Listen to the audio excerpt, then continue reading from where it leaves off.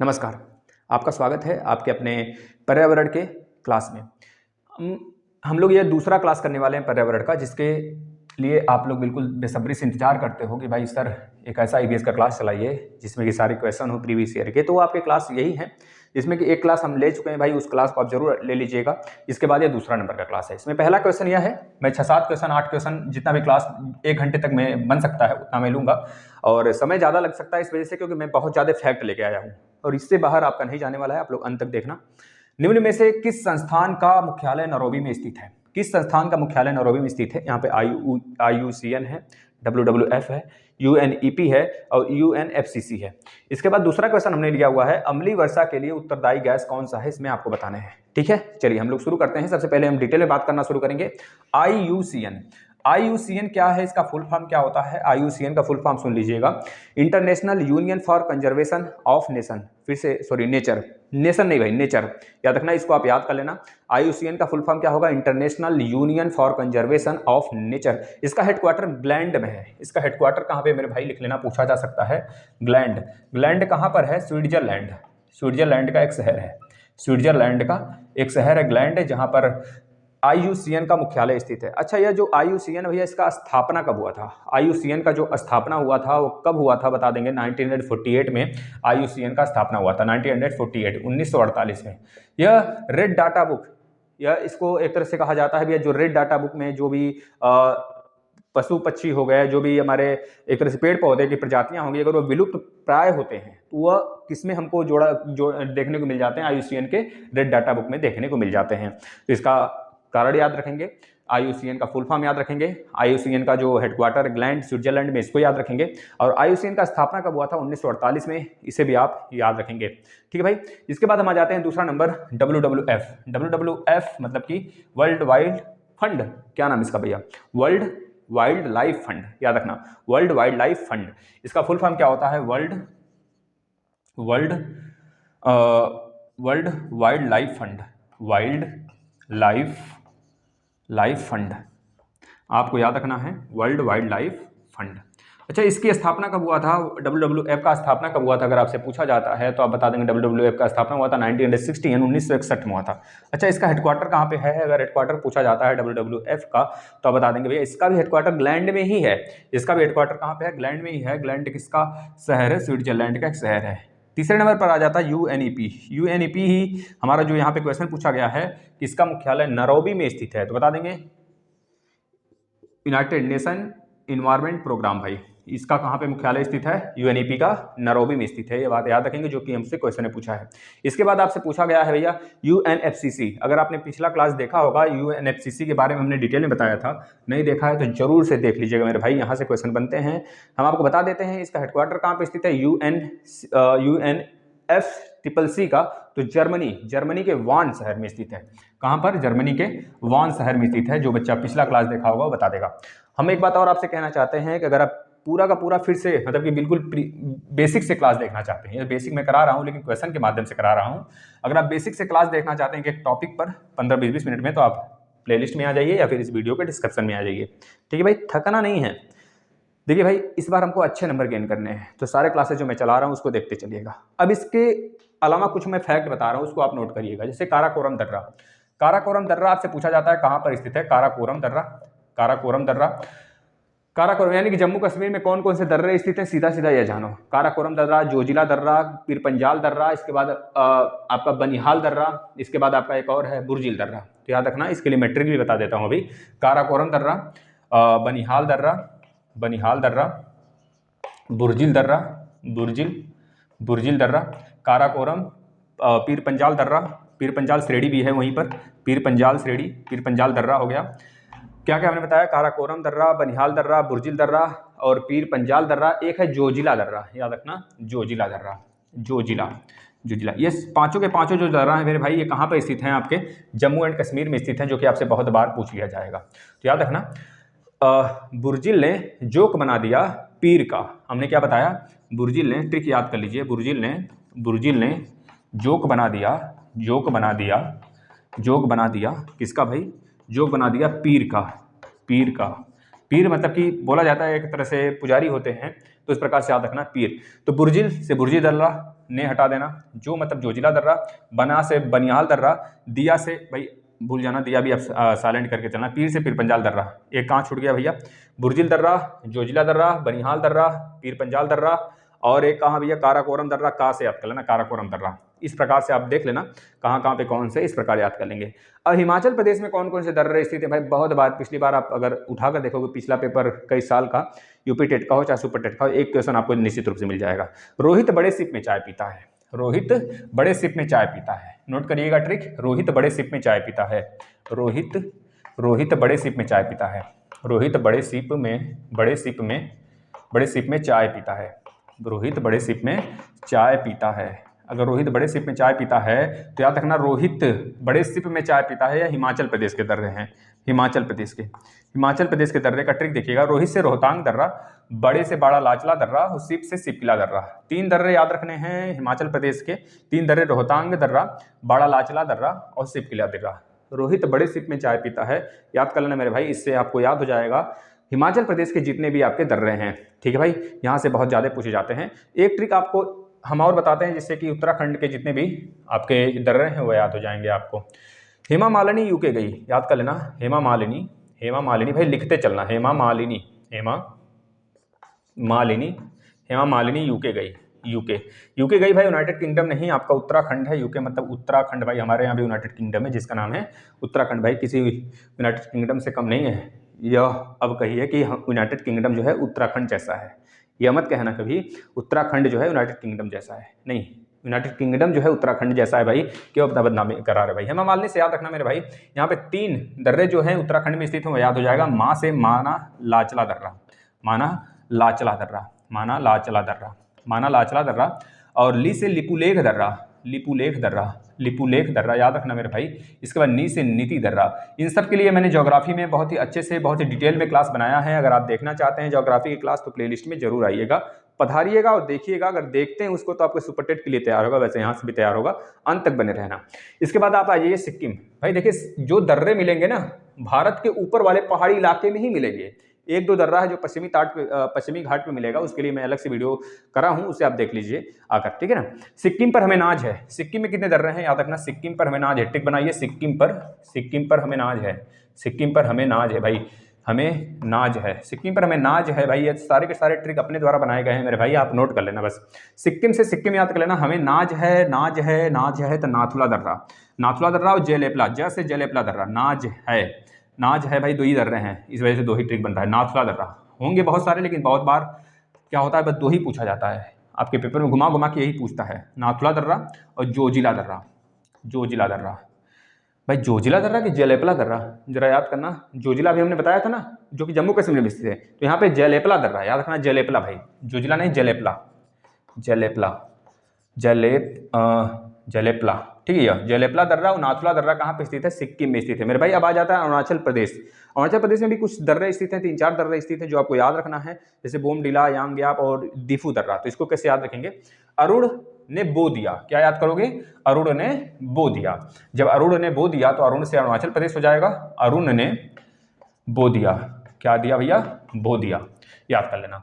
अरुण से अरुणाचल प्रदेश याद रखेंगे, आपका राज्य का नाम याद हो गया। बो से बोमडिला दर्रा हो गया, दी से दिफू दर्रा हो गया, या से यांगयाप दर्रा, क्या क्या बताया हमने, बोमडिला दर्रा, याद कर लेना मेरे भाई, बहुत बार पूछा जाता है। दिफू दर्रा, इसके बाद या से यांगयाप दर्रा, मेरे भाई आप अंत तक देख सकते हैं क्योंकि आप थके नहीं हैं। मैं बता है ये वीडियो रात में बन रही है, मतलब कल रात में, आज संडे है, मैं कल रात में बनाया था वीडियो, है ना, करीब 1:30 बजने के करीब मैंने ये वीडियो बनाया था। तो आपको प्लीज़ आपसे रिक्वेस्ट है, ये चीज़ें आप कम से कम फल कुछ दो शेयर करो, इसको ज़्यादा से ज़्यादा तक बच्चों तक पहुँचाओ। कल हालांकि मैं बहुत ज़्यादा थका भी था, कहीं बाहर से बाइक चलाकर आना, फिर समझ रहे हो ना, काफ़ी दूर से, करीब 200 के आसपास किलोमीटर मैंने आना जाना, मतलब 400 किलोमीटर हो गया बाइक चलाने के बाद भी मैं आपको पढ़ाया था, है ना। तो ये वीडियो जो 1 घंटे की बनी है ना, बहुत ही मेहनत इसमें है, थका सा फेस आपका दिख रहा होगा, बहुत थका सा लग रहा है, लेकिन ये संडे को मैं इस वजह से लगाया कि बच्चे कम से कम आपका नुकसान ना हो, समझ रहे हैं ना। तो आप इसको देखिए, अच्छे से इंजॉय करिए। इसके पहले वाला भी एक क्लास आया, उसे भी देखिएगा। इसके बाद एक और दर्रा याद रखेंगे आपके, अरुणाचल प्रदेश का दर्रा हो गया, फिर से मैं रिवाइज करा देता हूँ। जम्मू कश्मीर का दर्रा कौन कौन है? काराकोरम, जोजिला, पीर पंजाल, बनिहाल और बुर्जिल दर्रा, ये जम्मू कश्मीर के दर्रे हो गए। सिपकिला मतलब हिमाचल प्रदेश के कौन कौन दर्रे हो गए आप बता देंगे। सिपकिला दर्रा मतलब कि हमने क्या बताया था, रोहित बड़े सिप में चाय पीता है, रोहित बड़े सिप में चाय पीता है, तो सिपकिला दर्रा, बड़ा लाचला दर्रा, लिपुलेख दर्रा, सॉरी क्या क्या हो गया, रोहित बड़े सिप में चाय पीता है, तो रोहतांग दर्रा, सिपकिला दर्रा और बड़ा लाचला दर्रा, ये हिमाचल प्रदेश के दर्रे हो गए। इसके बाद हमने बताया था आपको उत्तराखंड के दर्रे का नाम बताया था, क्या क्या बताया था उत्तराखंड का, हेमा मालिनी यूके गई, हेमा मालिनी यूके गई, तो माना दर्रा, नीति दर्रा और आपका लिपुलेख दर्रा, ये उत्तराखंड का हो गया। इसके बाद हमने बताया था नाथुला दर्रा और जलेपला दर्रा, सिक्किम पर हमें नाज है ट्रिक से बताया था, ये दोनों सिक्किम में है। इसके बाद हमने बताया अरुणाचल प्रदेश के दर्रे, अरुणाचल प्रदेश के दर्रे कौन कौन है, बोमडिला दर्रा, मतलब कि अरुण ने बो दिया, तो बोमडिला दर्रा, इसके बाद यांग्याब दर्रा और दीफू दर्रा, ये कहाँ हो गए, अरुणाचल प्रदेश के दर्रे हो गए। इसके बाद एक दर्रा और याद रख लेना भैया, बहुत बार पूछा जाता है, मणिपुर का तुजू दर्रा, तुजू, ये मणिपुर पड़ता है नॉर्थ ईस्ट वाले में, तो मणिपुर का एक दर्रा है तुजू दर्रा। इतनी बात आप याद रख लेंगे तो बहुत अच्छी बात होगी आपके लिए। थोड़ा सा चाय है भैया।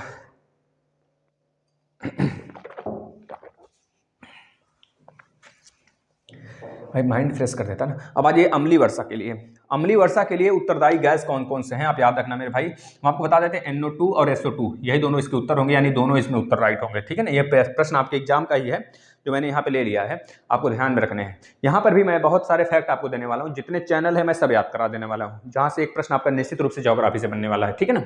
ये मैं 10, 12, 20 वीडियो लेकर आऊँगा इस प्रकार से, अगर आप इसे ही देख लेते हैं तो आपका सुपर टेट हो चाहे यूपी टेट हो, मैक्सिमम प्रश्न क्या भैया मेरे हिसाब से जितने भी EVS में प्रश्न आएंगे सारे के सारे इन्हीं लेक्चरों से रहेंगे। लेकिन अगर आप चाहते हैं बेसिक देखना तो बेसिक जरूर देखकर जाइएगा, प्लेलिस्ट में मिल जाएगा, ठीक है। अम्लीय वर्षा के लिए उत्तरदायी कौन कौन से गैस होते हैं हम आपको बता देते हैं।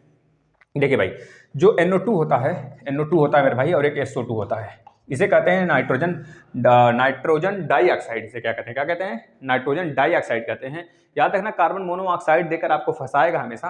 कार्बन मोनोऑक्साइड हमारे हीमोग्लोबिन में घुल जाता है, यह बहुत तेजी से हीमोग्लोबिन में घुलने वाला एक ऐसा धुआं है भाई।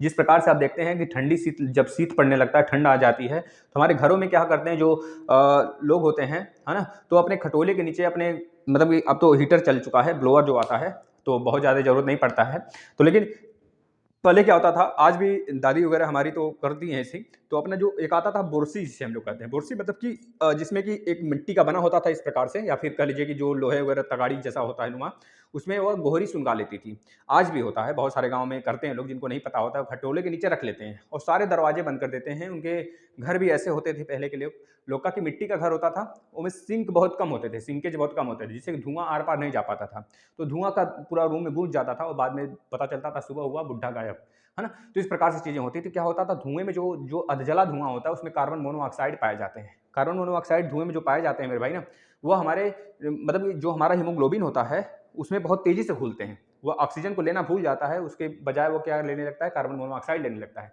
जिससे कि हमारा लंग्स जाम हो जाते हैं और आदमी की मृत्यु हो जाती है। तो याद रखना, यह कार्बन मोनोऑक्साइड जो है ना बहुत प्यार करता है हमारे हीमोग्लोबिन से, तो याद रखना भाई, ये एक ऐसा प्यार है जो जान ले लेता है आदमी का, ठीक है ना, हीमोग्लोबिन से। NO2 SO2, जो NO2 होता है भाई HNO3 बनाता है, HNO3 बनाता है, और SO2 जो होता है सल्फर डाइऑक्साइड बनाता है, यानी H2SO4 बनाता है, H2SO4 बनाता है, H2SO4। जो HNO3 भाई, इसके साथ अगर मैं HCl को मिला दूँ ना तो ये एक्वारेजिया बना लेता है, याद रखना। HNO3 का 1 भाग और HCl का 3 भाग, अगर 1/3 भाग बोला जाए एक्वारेजिया कौन सा मतलब कि विलेन है, तो बताएंगे HNO3 का 1 भाग और HCl का 3 भाग मिलकर एक्वारेजिया बनाता है। जो कि बड़े बड़े मेटल हो गए, जैसे कि आपकी बात करें आपका AU हो गया और AG हो गया, AU मतलब गोल्ड हो गया और AG मतलब सिल्वर हो गया, इन सबको घोलने के लिए जो सुनार होते हैं, जो सुनारी का काम करते हैं, तो वो लोग उसको यूज करते हैं, सोने को गलाने में यूज करते हैं, चांदी को गलाने में यूज करते हैं। तो कौन सा गैस वहाँ पे यूज होता है, मतलब कौन सा एसिड यूज होता है, तो एक्वारेजिया यूज होता है, जो कि इन्हीं दोनों के मिश्रण से बनता है। 1 भाग HNO3 का होता है, HCl का 3 भाग मिलकर क्या बनाता है, एक्वारेजिया बनाता है। अब सुनिएगा हम क्या बताने वाले हैं, अम्लीय वर्षा। अम्लीय वर्षा के लिए उत्तरदायी कौन कौन से गैस हैं भाई, बता देना, NO2 SO2। ये दोनों गैस जो है फैक्ट्रियों से निकलते हैं, जिसके कारण आप देख रहे होंगे कि मथुरा के आसपास के जितने फैक्ट्री थे उसको हटा दिए गए। कारण यह था कि उसी जगह ताजमहल स्थित है, ताजमहल स्थित है, याद रखेंगे, जो विश्व के अजूबे में शामिल है। ताजमहल स्थित है, विश्व के अजूबे में शामिल भैया, शाहजहां द्वारा बनाया गया था भाई अपने बेगम की याद में, तो आज भी वही सारी चीजें हैं। तो ये ताजमहल जो पीला पड़ने लगा, कैसा पड़ने लगा, पीला पड़ने लगा, जिससे टूरिस्ट पर इफेक्ट पड़ने लगा। तो बाद में इसके आसपास के जितने भी फैक्ट्री थे उसको हटाया गया, हटाकर उसे कानपुर वगैरह मतलब इस प्रकार से शिफ्ट किया गया मथुरा वगैरह में, जिससे कि इसके आसपास की चीज़ें साफ हो सकें और धीरे धीरे इसका रंग परिवर्तित हो गया। कैसा हो गया था फिर इस अम्लीय वर्षा के कारण पीला हो गया था। याद रख लेना, आपसे पूछा जा सकता है, ये चीज़ बहुत बार आपसे पूछा गया है किसी न किसी एग्जाम में। इतनी बातें याद रखेंगे, बहुत ज़्यादा आपके लिए इंपॉर्टेंट है भाई, तो याद रखेंगे। अम्लीय वर्षा के कारण क्या है, NO2 गैस, SO2 गैस है जिसे हम कहते हैं, जो कि NO2 जो होता है वह हमारे इन्वायरमेंट में आके नाइट्रिक मतलब कि अम्ल बनाता है, और SO2 जो है सल्फर डाइऑक्साइड अम्ल बनाता है। याद रखेंगे, यानी सल्फ्यूरिक एसिड जिसे कहते हैं।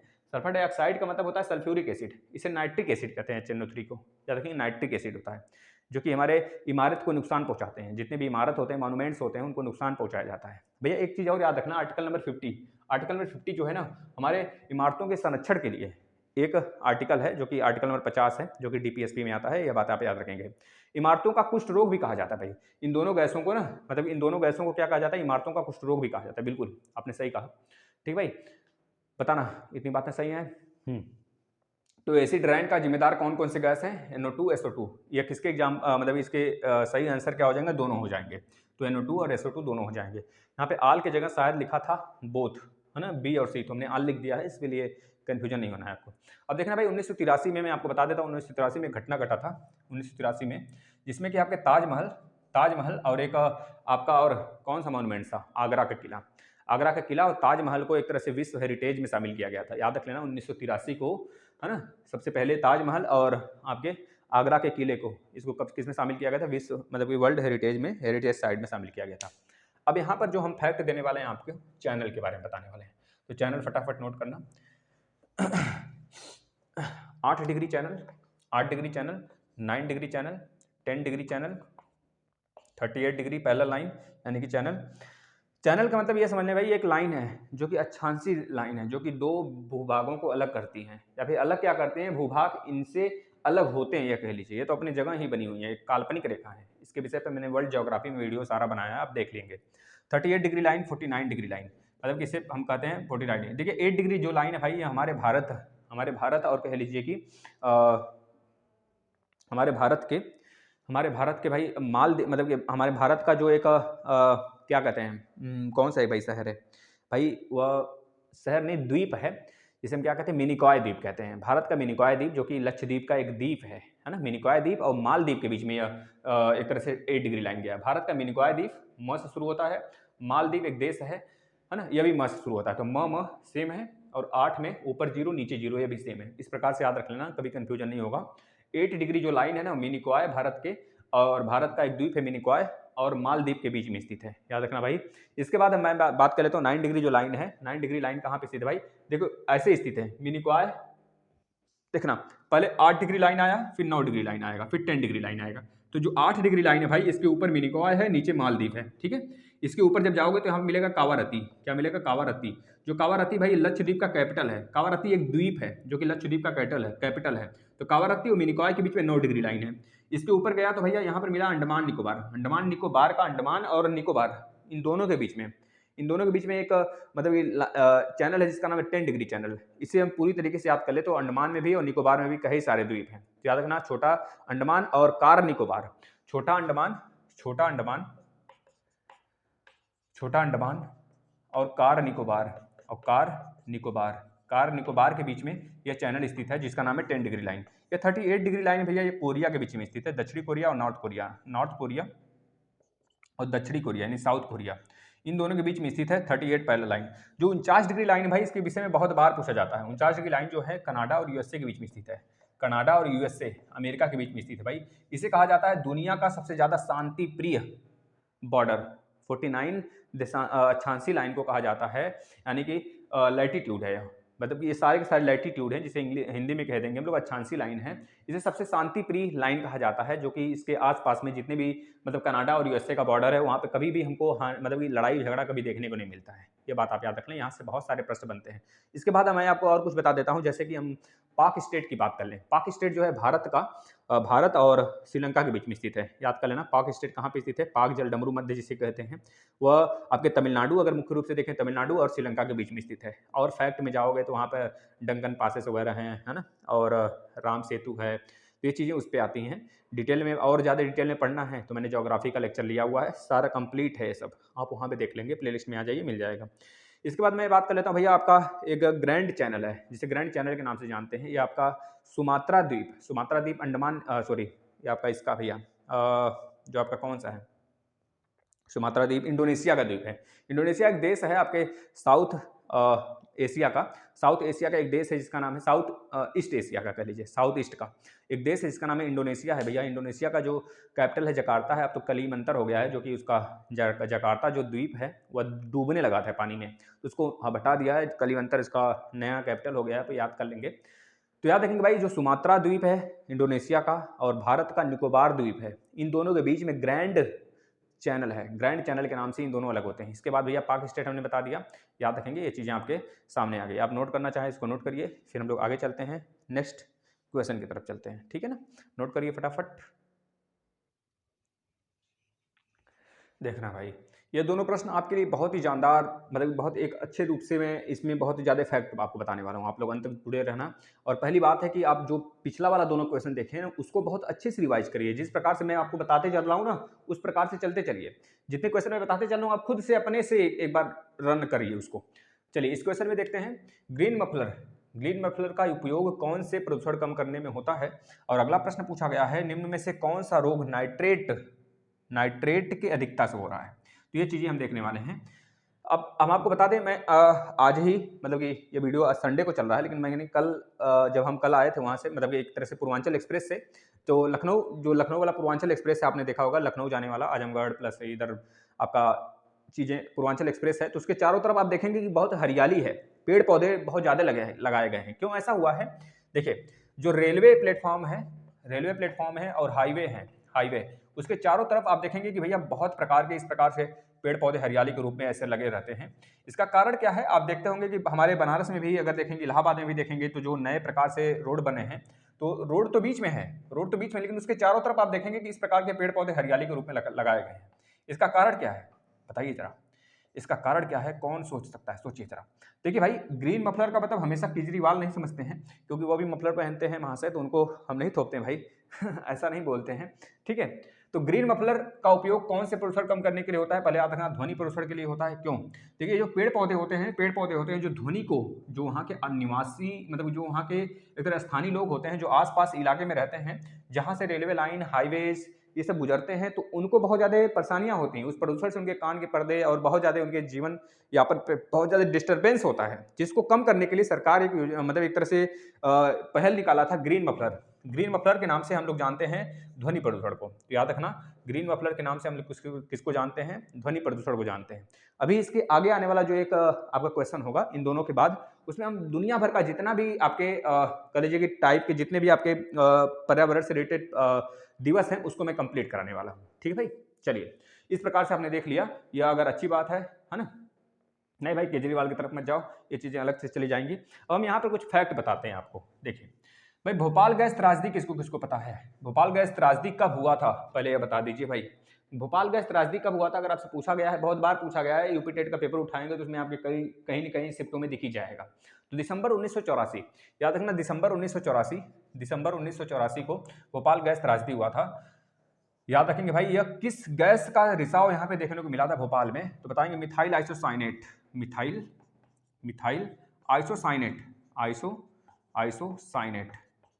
साइनाइट लिख लीजिए, साइनाइट। ये एक प्रकार की जहरीला गैस है जिसमें कि आदमी के घुटन होने लगता है और आदमी एक तरह से, आदमी का लंग्स जाम हो जाता है और आदमी अपना घुटन के कारण उसकी मृत्यु हो जाती है। तो याद रखना, मिथाइल आइसोसाइनाइट एक जहरीली गैस है जिसका रिसाव हमको भोपाल गैस त्रासदी के समय देखने को मिला था। उसका नाम इसी गैस के कारण पड़ा है, जो कि दिसंबर 1984 में देखने को मिला था।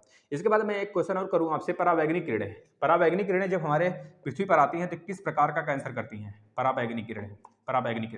परावैंगनिक किरणें किस हमारे वातावरण के किस लेयर में होती हैं? तो याद रखना, हमारे 5 प्रकार के हमारे वातावरण में लेयर हैं, एनवायरनमेंट के 5 लेयर हैं, जिसके हम कह दें तो आप बता दो, troposphere, stratosphere, mesosphere, ionosphere, exosphere, 5 लगातार क्रम से हैं। सबसे निचला वाला जो है troposphere, stratosphere, mesosphere, ionosphere, exosphere, यानी कि हिंदी में कहें तो क्षोभ मंडल, समताप मंडल, मध्य मंडल, आयन मंडल और बहिर्मंडल होते हैं।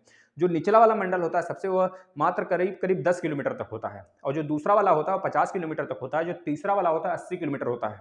इसके बाद वाला ऊपर के ऊपर आप समझ सकते हो, मैं पढ़ाया हूँ डिटेल्स, उसको देख सकते हो, अन्यथा फिर से मैं क्वेश्चन के माध्यम से जरूर कराऊंगा, उसको आगे आपको देखने को मिलेगा। तो ओजोन लेयर जो होता है मेरे भाई, वो नीचे से 50 किलोमीटर वाले लेयर में होगा, मिलता है। तो नीचे से 50 किलोमीटर का लेयर कौन सा मिलता है आपको पता है? नीचे से 10 किलोमीटर वाला जो लेयर होता है हमारा, कौन सा होता है? ट्रोपोस्फीयर होता है, जो कि क्षोभ मंडल कहते हैं। इसी क्षोभ मंडल में जितनी भी मौसम की घटनाएं होती हैं, मौसमी प्रकार की घटनाएं होती हैं, बादल का गरजना, है ना, या बारिश का होना, ऋतु परिवर्तित होना, यह हमें क्षोभ मंडल में ही देखने को मिलती हैं। तो यहाँ से प्रश्न बनता है। और दूसरा जो आपका समताप मंडल होता है, जिसे हम कहते हैं ट्रोपोस्फीयर, यहाँ पर जो कह लीजिए कि जो जहाज होते हैं, जो या एक तरह से कह लीजिए कि हमारे यान होते हैं, वो कहाँ पे हमको उड़ते हुए दिखाई देते हैं? आपके दूसरे मंडल में, यानी कि ट्रोपोस्फीयर में। याद रखना, उसे ही हम क्या कहते हैं? समताप मंडल कहते हैं। वहाँ पे जो मौसम होता है ना, वो टेम्परेचर जो होता है वो बिल्कुल समान होता है, इसमें से वहाँ पे जहाजें वगैरह उड़ती हैं। यह बात आप याद रखेंगे, बहुत बार पूछा जाता है। तो याद रखना, इसी समताप मंडल में हमें परावैंगनिक किरणों का, एक तरह से परावैंगनिक बचाने के लिए परावैंगनी हमें क्या देखने को मिलता है? एक लेयर देखने को मिलता है, जिसे हम क्या कहते हैं?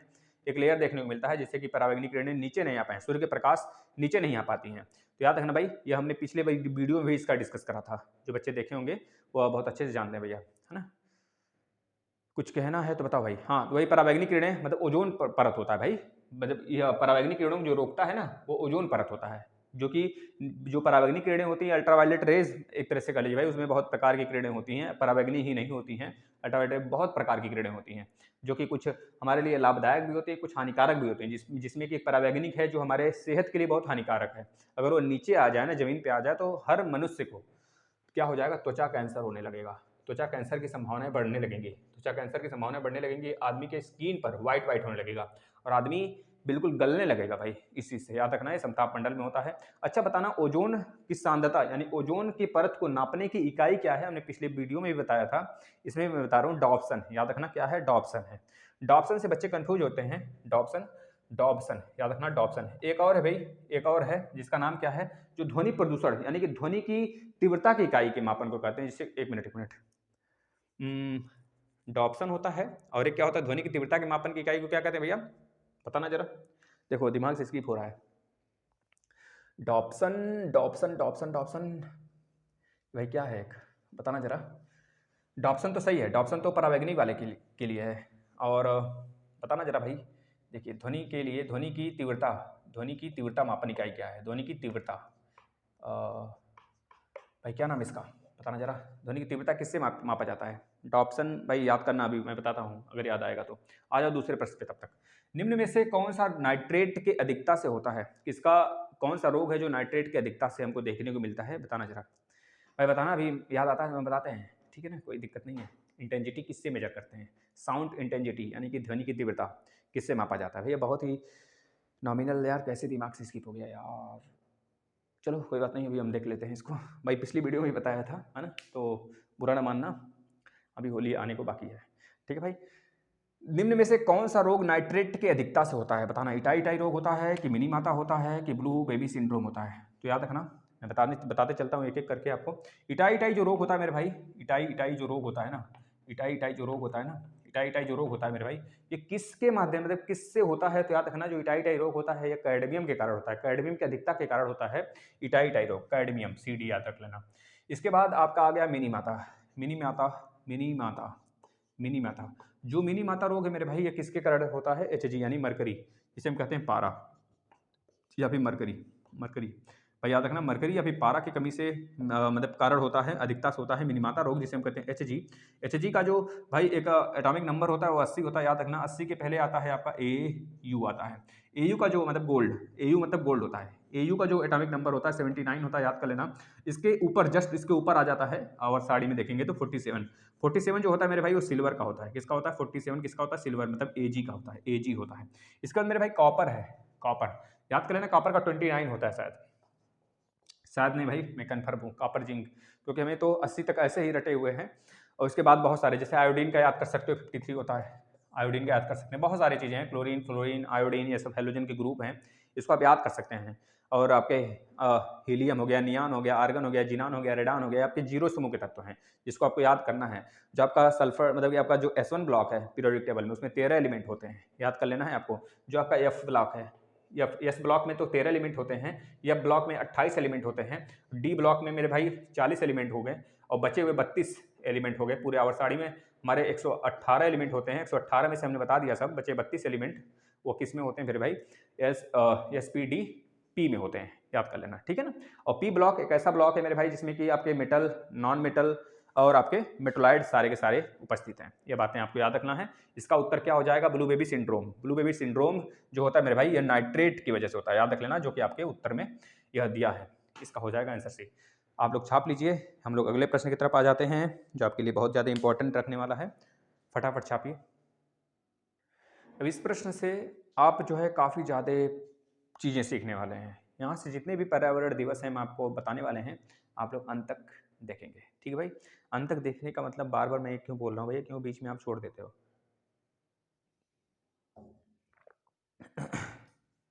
चलिए, इस प्रश्न में क्या पूछ रहा है, विश्व वन्यजीव दिवस कब मनाया जाता है। 21 मार्च को मनाया जाता है, मुझे नहीं पता। 3 मार्च को मनाया जाता है, मुझे नहीं पता। 5 जून को मनाया जाता है, हमें नहीं पता भाई। 22 मई को, 22 अप्रैल को, 16 सितंबर को, हमें कुछ नहीं पता है, हमें कई को नहीं पता है सर, ठीक है। हम फिर से देखते हैं, एक एक चीज़ देखेंगे, हर एक के बारे में देखेंगे, आप खुद बताओगे विश्व वन्यजीव दिवस कब मनाया जाता है। सबसे पहली बात है जो आपने कभी नहीं सुना है, मैं बता देता हूँ आपको कि भाई विश्व वन्यजीव मतलब ये विश्व वन्यजीव संरक्षण दिवस के रूप में अगर देखा जाए, वन्यजीव विश्व के रूप में देखा जाए, इसमें क्या बोला गया है, विश्व वन्यजीव एक राष्ट्रीय वन्यजीव, दोनों के लिए मैं एक तरह से आपको दिखाने वाला हूं चीजें। देखना, राष्ट्रीय जितने भी पर्यावरण दिवस होंगे आपके लिए, बस इस एक वीडियो से, मतलब इस एक क्वेश्चन से आपके तैयार हो जाने वाले हैं। तो आप एक जगह लिखने का जरूर से प्रयास करेंगे भाई। पहले तो यार विश्व वन्यजीव दिवस की मैं बात कर लेता हूँ। विश्व वन्यजीव दिवस इसमें है कि नहीं है मुझे ये भी नहीं पता भाई, मैंने ऐसे ही लिख दिया ऑप्शन को नहीं है भाई इसमें, विश्व वन्य जीव दिवस बोला है। अच्छा, इसमें वन जीव कर लेना भाई, विश्व वन जीव दिवस, विश्व वन, सॉरी सही था ना, वन्य था भाई, सही है। विश्व वन्य जीव दिवस है ना, विश्व वन्य जीव दिवस ये कब मनाया जाता है आपसे अगर पूछा जाए, विश्व वन्य जीव दिवस, तो आप बता दें कि भैया विश्व वन्य जीव दिवस जो मनाया जाता है सर जी, वो 4 दिसंबर को मनाया जाता है। कब मनाया जाता है, 4 दिसंबर, इसमें है कि नहीं है, नहीं है भाई, देख लेना आप सभी, 4 दिसंबर को मनाया जाता है। अच्छा, मैं एक एक चीज़ पे बात कर लेता हूँ, आप ध्यान से सुनना। 21 मार्च को क्या मनाया जाता है, विश्व वन दिवस मनाया जाता है। क्या मनाया जाता है 21 मार्च को, विश्व वन दिवस मनाया जाता है तो यहाँ पर वन कर लेना, कोई दिक्कत नहीं है, यहाँ पर वन दिवस कर लेना, वन दिवस, विश्व वन दिवस है, वन्य जीव नहीं, वन दिवस कर लेना, ठीक है ना।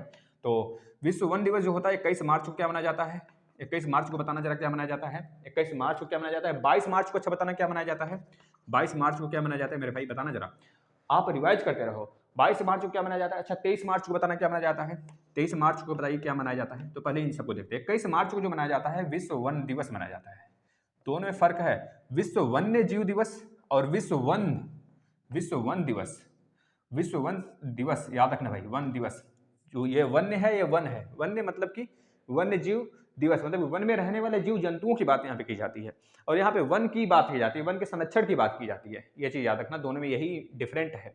तो 22 मार्च को विश्व जल दिवस मनाया जाता है भैया, 22 मार्च को विश्व जल दिवस मनाया जाता है, विश्व जल दिवस मनाया जाता है 22 मार्च को। अच्छा, 22 मार्च आ गया है तो 22 अप्रैल देख लेते हैं, 22 अप्रैल देख लेते हैं। 22 अप्रैल को क्या मनाया जाता है, 22 अप्रैल को मनाया जाता है विश्व पृथ्वी दिवस, विश्व पृथ्वी दिवस मनाया जाता है, विश्व पृथ्वी दिवस मनाया जाता है। अच्छा, 22 मई को क्या मनाया जाता है भाई, 22 मई, मार्च अप्रैल मई, 22 मई, मार्च अप्रैल मई, हाँ 22 मई को क्या मनाया जाता है, विश्व जैव विविधता दिवस मनाया जाता है, जैव विविधता दिवस मनाया जाता है भाई, याद रखना भाई। 16 सितंबर को अच्छा क्या मनाया जाता है, कितने बच्चे कहेंगे ओजोन दिवस मनाया जाता है, नहीं भाई, ओजोन दिवस नहीं मनाया जाता, ओजोन संरक्षण दिवस मनाया जाता है, याद रखना, ओजोन संरक्षण दिवस मनाया जाता है। ओजोन दिवस क्या होता है, ओजोन संरक्षण दिवस मनाया जाता है 16 सितंबर को। 16 सितंबर को कौन सा दिवस मनाया जाता है, ओजोन संरक्षण दिवस मनाया जाता है, याद रख लेना। अगर आ गया 3 मई, तो 3 मई कौन कौन जानता है भैया, 3 मई को क्या मनाया जाता है, 3 मार्च सबको पता होगा, लेकिन 3 मई बताना, सूर्य दिवस मनाया जाता है, सूर्य दिवस मनाया जाता है, याद रख लेना मेरे भाई, सूर्य दिवस मनाया जाता है। सूर्य दिवस कब मनाया जाता है, 3 मई को मनाया जाता है। हमने क्या बताया, क्या क्या अभी, 3 मई को जो है विश्व सूर्य दिवस, यह विश्व लिखना अगर भूल गया ना दिक्कत हो जाएगा भैया, विश्व है कि राष्ट्रीय है नहीं पता, तो विश्व सूर्य दिवस कब मनाया जाता है, 3 मई को मनाया जाता है। इतनी चीजें याद हुई। अब लिखना, बोर्ड पर छापना 8 मई, अभी बहुत सारे हैं, बस आप लिखते चलो। आज जितने भी दिवस है ना उससे संबंधित सारी चीजें हम आपको करा देने वाले हैं, यहाँ से आपको पीसीएस में भी क्वेश्चन देखने को मिल सकते हैं भाई। 8 मई बताना, 8 मई को क्या मनाया जाता है, 8 मई को क्या मनाया जाता है, कौन बच्चा बताएगा, जरूर मतलब फटाफट बताते रहिए। 31 मई को क्या मनाया जाता है, 31 मई को क्या मनाया जाता है, 8 मई को क्या मनाया जाता है, 31 मई को क्या मनाया जाता है, 1 जून को क्या मनाया जाता है और 5 जून को क्या मनाया जाता है। 1 जून को क्या मनाया जाता है, 5 जून को क्या मनाया जाता है, बताना भैया। अच्छा 1 मई को क्या मनाया जाता है, 1 मई को राष्ट्रीय मजदूर दिवस मनाया जाता है, राष्ट्रीय मजदूर दिवस, राष्ट्रीय मजदूर दिवस मनाया जाता है, याद रखना मजदूर दिवस। इसी 1 मई को भैया महाराष्ट्र और गुजरात दिवस के रूप में भी मनाया जाता है, याद रख लेना। 8 मई को क्या मनाया जाता है, 8 मई को विश्व रेड क्रॉस दिवस मनाया जाता है, विश्व रेड क्रॉस दिवस, रेड क्रॉस दिवस मनाया जाता है। अच्छा 31 मई को क्या मनाया जाता है, विश्व यानी कि वर्ल्ड टोबैको डे मनाया जाता है, यानी कि विश्व तंबाकू निषेध दिवस मनाया जाता है, विश्व तंबाकू निषेध दिवस मनाया जाता है, विश्व तंबाकू निषेध दिवस के रूप में देखने को मिलता है। अच्छा 1 जून को क्या मनाया जाता है मेरे भाई, 1 जून को जो मनाया जाता है मेरे भाई बहुत ज्यादा इंपॉर्टेंट है, विश्व दुग्ध दिवस मनाया जाता है। 1 जून को क्या मनाया जाता है, विश्व दुग्ध दिवस के रूप में देखने को मिलता है, विश्व दुग्ध दिवस के रूप में हमें क्या देखने को मिलता है, 1 जून देखने को मिलता है। अच्छा 5 जून किस लिए देखने को मिलता है, जो आपको वहां पे लिखा हुआ है, बहुत बार पूछा भी जाता है, नॉर्मल सा प्रश्न हमेशा बच्चों को याद दिलाया जाता है भैया, विश्व महासागर दिवस मनाया जाता है, या विश्व महासागर दिवस मनाया जाता है, विश्व महासागर दिवस मनाया जाता है। विश्व महासागर दिवस कब मनाया जाता है, 5 जून को मनाया जाता है। इसको छापिए, फिर से हम रेज करते हैं, फिर आपके सामने नए दिवस को लिखते हैं भैया। 8 जून को बताना, विश्व पर्यावरण दिवस, 8 जून को विश्व पर्यावरण दिवस। 8 जून को क्या मनाया जाता है, विश्व पर्यावरण दिवस। भैया कुछ गलती होगी तो माफ कर देना, इधर उधर थोड़ा सा अगर दिक्कत 1-2 हो गया तो कमेंट कर देना, उसको कमेंट में हम सुधार देंगे, ठीक है ना। 8 जून को क्या मनाया जाता है, विश्व पर्यावरण दिवस। हाँ भाई 8 जून को विश्व पर्यावरण दिवस, पर्यावरण दिवस मनाया जाता है। अच्छा बताना जरा, इसके आगे मैं बात कर लेता हूँ जो बचा हुआ अभी। 29 जुलाई को क्या मनाया जाता है भैया, 8 जून है ना, हाँ सही तो है।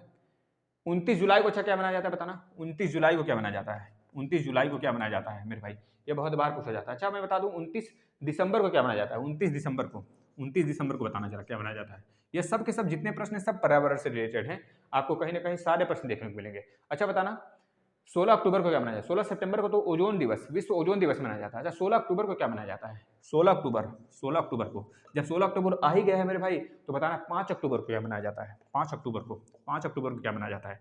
जब 5 अक्टूबर आ ही गया है मेरे भाई तो नवंबर में भी चलते हैं, नवंबर 12 नवंबर और 26 नवंबर, 12 नवंबर और 26 नवंबर, ये 5 अक्टूबर भाई 50 में समझ जाना।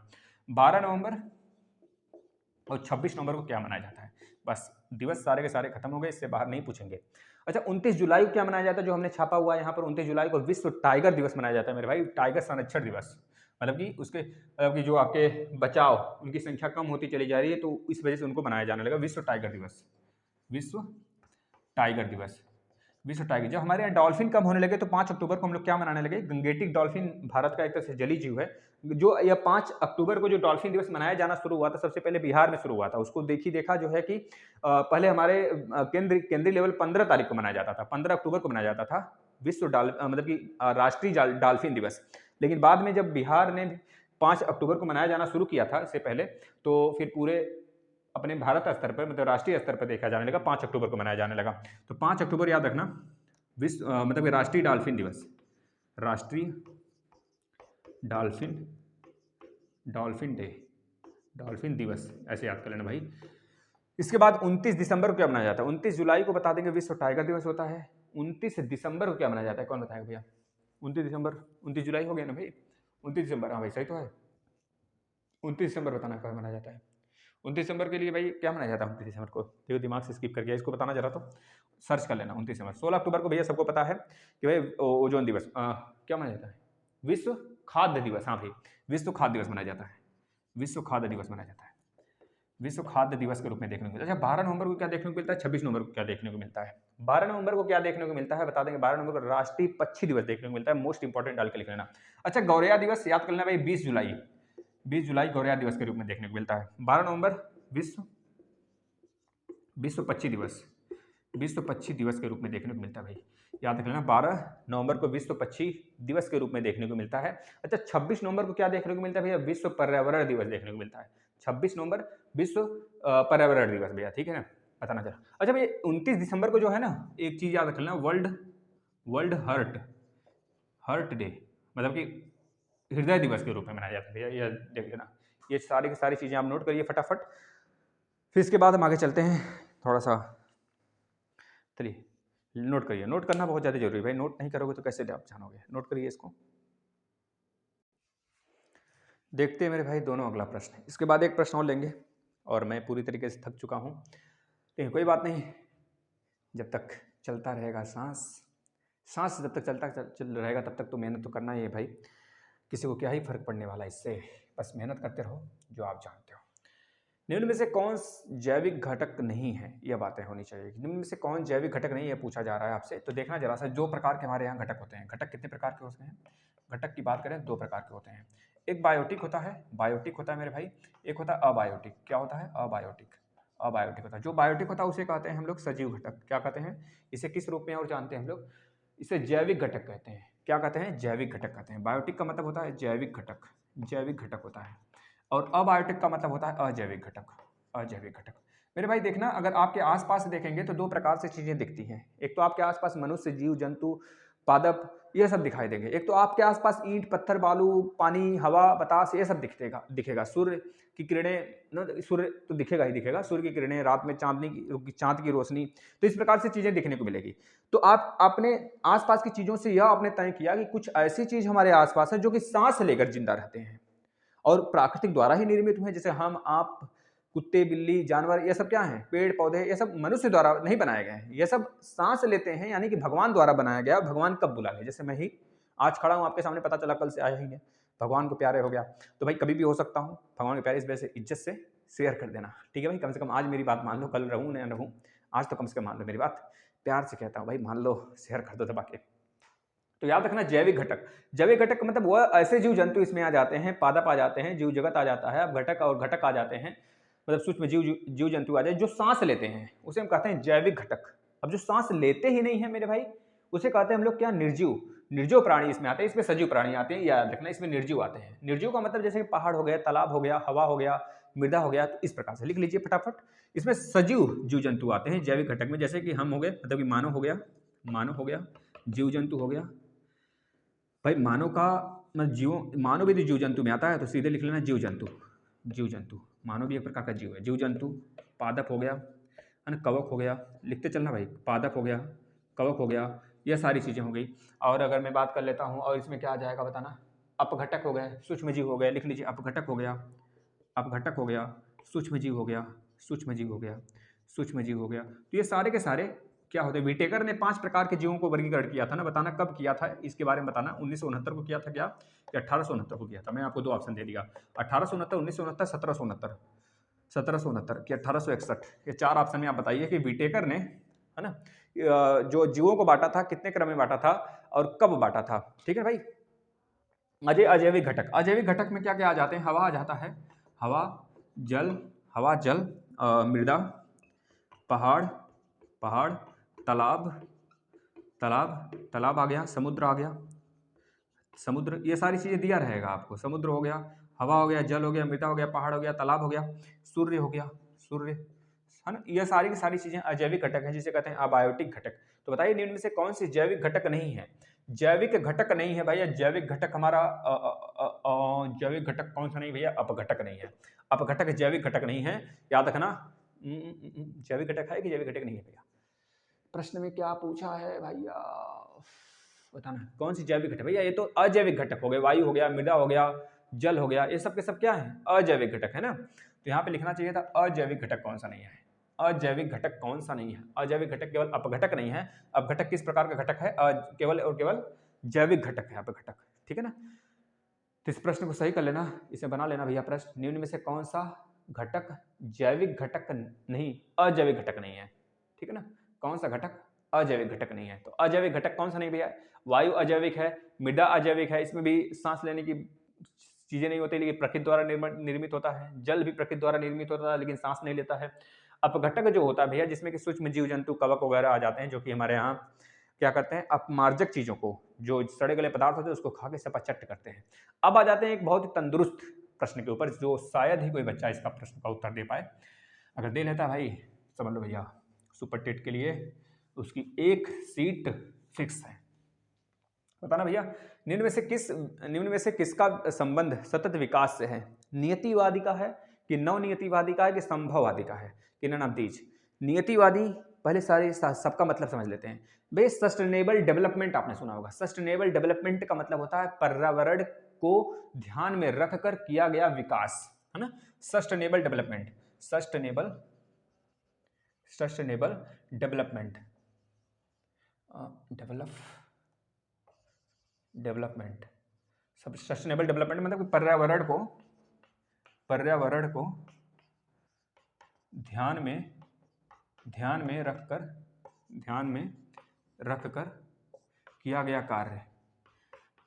कार्य। मतलब कि कोई भी हम पुल बना रहे हैं, कोई भी रोड बना रहे हैं, तो उसमें पर्यावरण को ध्यान में रख लें। अगर हम ऐसे जगह से एक तरह से ब्रिज बना दिया, ऐसे जगह से बना दिया जहाँ पे पेड़ पौधे तो हैं, उसमें वन्य जीव प्राणियां हैं, अब वो कहाँ जाएंगे। अगर हम बीचों बीच से रोड बना दिया, अब वहाँ के लोग, मतलब वहाँ से जो लोग गुजरने वाले होंगे, कभी शेर आ जाएगा, कभी हाथी आ जाएगा, कभी वो एक्सीडेंट हो जाएंगे, कभी शेर मानव को खा जाएगा। मतलब इस प्रकार की चीजें हमको देखने को मिलेंगी। अब हमारे द्वारा जो हस्तक्षेप किया जा रहा है भाई, किस पर, पर्यावरण पर, मतलब कि मानवों द्वारा जो हस्तक्षेप किया जा रहा है पर्यावरण के विकास में। नदी अपने तो रास्ते बह रही है, लेकिन हमने क्या किया, उसको छेड़ दिया। अब नदी को जब छेड़कर हम बनाने लगे भैया, क्या, डैम बनाने लगे। जब डैम बनाने लगे तो नदी क्या करेगी, कभी न कभी पगलाएगी, जैसे हाथी पगलाती है। अगर उसको रोकें, उसका रास्ता रोकें, नदी भी कभी न कभी पगलाएगी। जिस दिन बारिश बहुत ज्यादा हो गया तो उस तरह उत्तराखंड में जो आप देखते रहते हैं कि हमेशा एक तरह से क्या होता है भैया, उत्खनन होता रहता है। मतलब एक तरह से क्या होते हैं, मतलब बाढ़ वगैरह का प्रकोप आया रहता है, हमेशा आ जाता है। कभी कभी भ्रंश का भी माहौल बन जाता है। वहाँ के लोग, जो स्थानीय लोग होते हैं, बहुत ज़्यादा उससे दुष्प्रभाव में आ जाते हैं उसके, और दुष्प्रभाव में घिरने की वजह से उनकी मकान, उनके परिवार, उनके मतलब बहुत सारी चीज़ें उनसे बिछड़ जाती हैं। तो उनके आवास भी बिछड़ जाते हैं, मतलब उनके खत्म हो जाते हैं। ये सब हमको देखने को मिलता है। ये सब कारण क्या है, नियतिवादी, नवनियतिवादी, संभववादी, तीन चीज होता है, लिख लीजिए। क्या क्या होता है, नियतिवादी का मतलब जिसमें कि मानव जो होता है ना भाई, मानव जो होता है प्रकृति का गुलाम होता है। मानव जो होता है ना प्रकृति का गुलाम होता है। जैसे पहले क्या हुआ करता था, पहले हम लोग कंदमूल फल वगैरह खाया करते थे, है ना। लेकिन धीरे धीरे क्या हुआ, विकास होने लगा। पाषाण काल, नव पाषाण काल, पूरा पाषाण काल, मतलब पहले पूरा पाषाण काल, नव पाषाण काल, फिर इस प्रकार से चीजें बढ़ती चली गई। आज इतना ज्यादा विकसित हो गया है मानो कि अगर उसे पता चल जाए ना कि इस धरती के नीचे झूठे पता चल जाए। जैसे हमारे मिर्जापुर में पता चला था कि भाई यहाँ पर बहुत ज़्यादा सोना मिला है, लेकिन सोना नहीं, वहाँ पे सोना का एक तरह से हमें एलॉय मिला था। मतलब था तो 800 किलो, लेकिन निकला था सोना मात्र 80 किलो। इस प्रकार से चीज़ें देखने को मिला था हमें। तो यह बहुत ही ज़्यादा, बहुत ही मिसबिहेव, मतलब एक तरह से प्रकृति से मिसबिहेव तरीका है। और प्रकृति से जब हम खेलेंगे तो प्रकृति हमसे खेले ना, ऐसा हो ही नहीं सकता। एक दिन एक काम करना, आप सभी लाई का एक बोरा लेना, मतलब कि बोरा या डब्बा चाहे जो लेना। लाई के एक बोरा में से आप बीच से लाई को निकालना। जब बीच से लाई को हम निकालेंगे ना, तो आसपास की लाई खसकेगा ना। तो इतना ध्यान रखना, जब कहीं ना कहीं खनन होगा ना भाई, तो वह चीज भरने के लिए जो हमारा पृथ्वी है वो सटेगी या फिर दूर जाएगी। तो क्या होगा भैया, उत्खनन अगर आप कर रहे हो तो इससे क्या होगा, प्रकृति का विनाश ही तो हो रहा है। कहीं ना कहीं से जब जमीन सरकेगा तो आदमी का घर बना होगा, वो पता चला सरक गया। इसे आप कहते हो अर्थक्वेक आ गया, एल पी एस प्रकार की तरंगे निकलने लगी। तो ये हम पढ़ेंगे, जब पढ़ेंगे आपका क्या पढ़ेंगे, जब हम अर्थक्वेक के बारे में पढ़ेंगे। आपको वैसे हमने पढ़ा दिया वर्ल्ड ज्योग्राफी में, अगर आप देखेंगे तो आकर देख सकते हैं। तो याद रखना, नियतिवादी का मतलब मानव जो होता है प्रकृति का गुलाम होता है। अब एक होता है कि भैया नियतिवादी के बाद जो एक बहुत भयावह स्थिति होती है संभववादी। संभववादी में क्या होता है, केवल मनुष्य की बात करें, यहाँ पे प्रकृति की बात होती ही नहीं है। किसमें क्या बोला गया अभी, संभववादी, संभववादी नाम ही है इसका, संभववादी में क्या है भैया, देख लेना मात्रा वगैरह। संभववादी में क्या होता है, मानव की बात सिर्फ होती है, मानव की बात होती है। इसमें प्रकृति की बात होती ही नहीं है। मतलब प्रकृति को आप लूट लो, जितना लूटना चाहो, उसका दोहन कर लो। तो इस प्रकार की चीजें होती हैं, संभववादी होती हैं। एक होता है नवनियतिवादी। नवनियतिवादी में बैलेंस बना के चला जाता है, ना ही पर्यावरण को हानि होती है ज्यादा, ना ही पर्यावरण को ज्यादा, मतलब एक तरह से पर्यावरण से ज्यादा हम लोग लाभ नहीं लेते हैं, उतना ही लाभ लेते हैं जितना लिया जा सके, पर्यावरण की क्षति नहीं पहुंचाते। मतलब दोनों लोग को बैलेंस बना के चला जाए, इसे कहते हैं नवनियतिवादी। सतत विकास की संकल्पना सबसे पहले किसने दिया था, ग्रिफ्थ टेलर ने दिया था, याद कर लेना। सतत विकास, सस्टेनेबल डेवलपमेंट का प्रोग्राम किसने बताया था सबसे पहले, ग्रिफ्थ, पूछा गया है प्रश्न भाई, ग्रिफ्थ टेलर महोदय ने।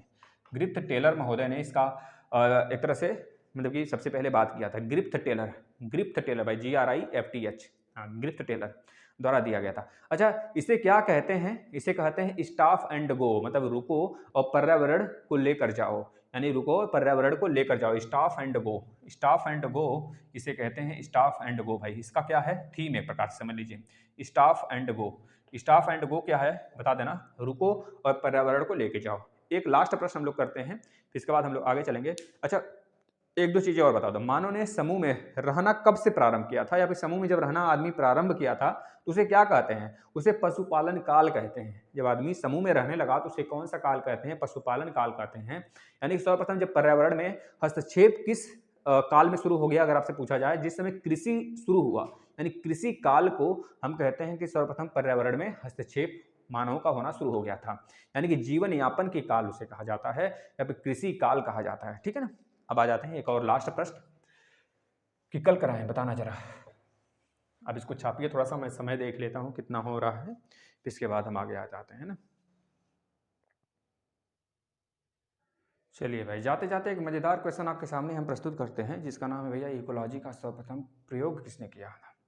ये लोग, इकोलॉजी का सर्वप्रथम प्रयोग किसने किया था, इकोलॉजी शब्द सबसे पहले किसने दिया था, ऊर्जा का 10% प्रवाह का नियम किसने बताया था, जीवित कोशिका की खोज सबसे पहले किसने किया था। ठीक है, जीवित कोशिका की खोज किसने किया था वो मैं बताऊंगा। आपके लिए एक प्रश्न रहेगा, निर्जीव सबसे पहले कोशिका की खोज किसने किया था। आप लोग वीडियो के अंत में जरूर इसका जवाब देंगे भैया। ठीक है, टैंसले, टैंसले महोदय ने सबसे पहले टैंसले महोदय ने भाई सबसे पहले क्या बताया था, तो याद रखेंगे टैंसले महोदय ने, हाँ सही जा रही है ना भाई, चीजें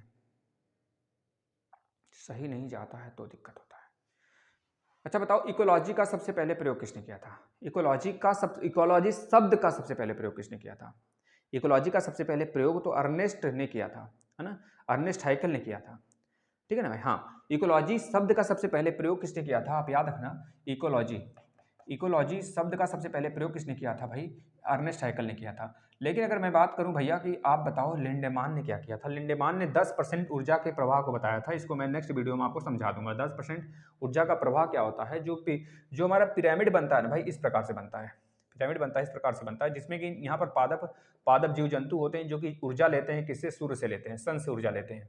भाई सन ऊपर होता है, सन से ऊर्जा लेते हैं लोग, ये सन से ऊर्जा लेते हैं, और 100% जो होता है एनर्जी को वो कंज्यूम करते हैं, 100% एनर्जी को कंज्यूम करते हैं। और इसको खाने वाले जो होते हैं प्राथमिक उपभोक्ता, जो प्राथमिक उपभोक्ता होता है, जैसे हिरण हो गया, खरगोश हो गया, आपके जो ग्रॉसहॉफर हो गए, तो ये सब क्या करते हैं, इस पादप को खाते हैं। मतलब ये प्राथमिक जो उपभोक्ता होते हैं, इनके ऊपर अगर इनके पास 100% एनर्जी है तो ऊपर 10% प्रवाह होगा, यानी कि 10% जाएगा। 10% के बाद जो ऊपर आएगा, द्वितीयक उपभोक्ता आएगा, इसके पास भी 10% जाएगा, इसका मतलब 1% गया। अब ऊपर जो सबसे पहले तृतीयक, लास्ट में तृतीयक उपभोक्ता आएगा, इसमें कितना जाएगा, इसका 10% जाएगा, यानी 0.1% जाएगा।